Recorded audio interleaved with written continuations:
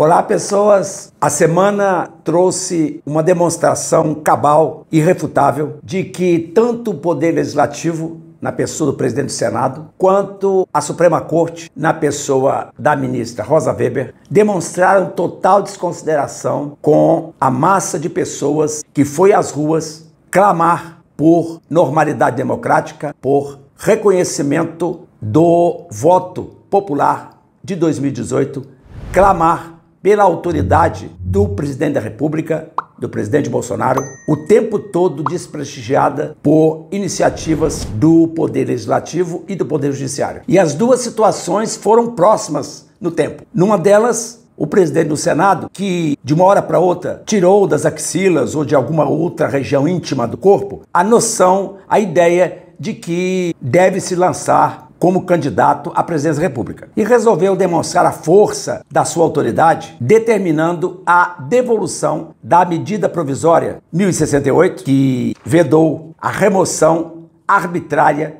de conteúdo das redes sociais. Na outra situação, a ministra gaúcha, numa redundância com claro recado político ao presidente Bolsonaro, já que a corporação deve permanecer unida, como diz o presidente da Suprema Corte, mexeu com todos. Então a ministra resolveu, novamente, dentro de um conceito de oráculo, dentro do conceito da juristocracia, se mostrar insensível às manifestações populares, como se o juiz devesse habitar uma redoma indevassável de vidro, e determinou a suspensão da medida provisória. Vale dizer, choveu no molhado, porque a mesma já houvera sido devolvida ao Palácio Planalto pelo dito Pachequinho, o tal senador que botou na cabeça que deve ser candidato à presidência da República. Vale dizer, tirou de alguma dobra cutânea essa ideia infeliz. Embora, obviamente, como cidadão, ele possa, por disposição constitucional, se apresentar como político no próximo pleito. Examinando juridicamente as duas situações, comecemos pela devolução da medida provisória. Esse ato não tem previsão nem na Constituição, nem no regimento comum do Congresso Nacional, nem na Resolução 1 de 2002, que regula a tramitação das MPs no Congresso. No entanto, essa devolução já ocorreu algumas vezes no passado, como recentemente na medida provisória 979 de 2020, que tratava de administração de universidades. Então, desprestigiando o plenário, o presidente, num ato político, num ato eminentemente político e de extrema insensibilidade ao momento, porque se deu o ato exatamente logo após as estrondosas manifestações do 7 de setembro, quando o Brasil, de alto a baixo, foi clamar pelo reconhecimento da autoridade do presidente da República e pelo aval popular à mesma. Então, o presidente do Senado, no lugar de fiar num parecer da advocacia do Senado,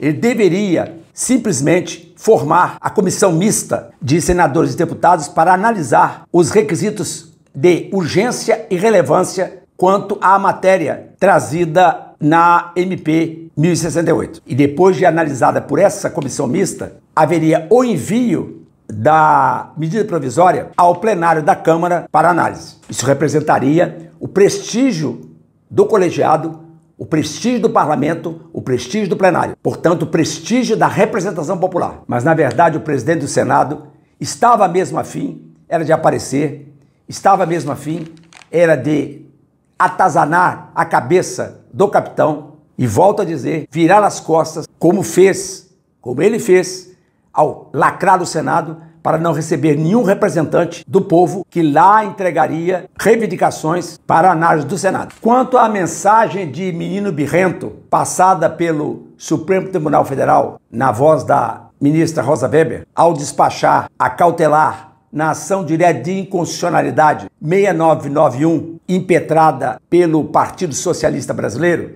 embora tenha escrito um longo arrazoado justificativo da medida, quis Sua Excelência passar uma mensagem para o chefe do Executivo de que nada tinha mudado, de que mesmo a carta de aproximação inspirada pelo ex-presidente Michel Temer teria um efeito bastante secundário no colegiado e que não se arredaria 1 milímetro da posição da Corte de, no fundo, fazer política, agir politicamente dentro do conhecido ativismo judicial, no sentido de desprestigiar o presidente Bolsonaro, como vem acontecendo com sucessivas medidas que o impedem de governar, que o impedem de levar avante o seu programa de governo. Basta ter qualquer edição de ato normativo que os partidos de esquerda, como falei no último soletrando, correm para a barra da toga dos ministros do Supremo para reclamarem e pedirem a revogação do ato.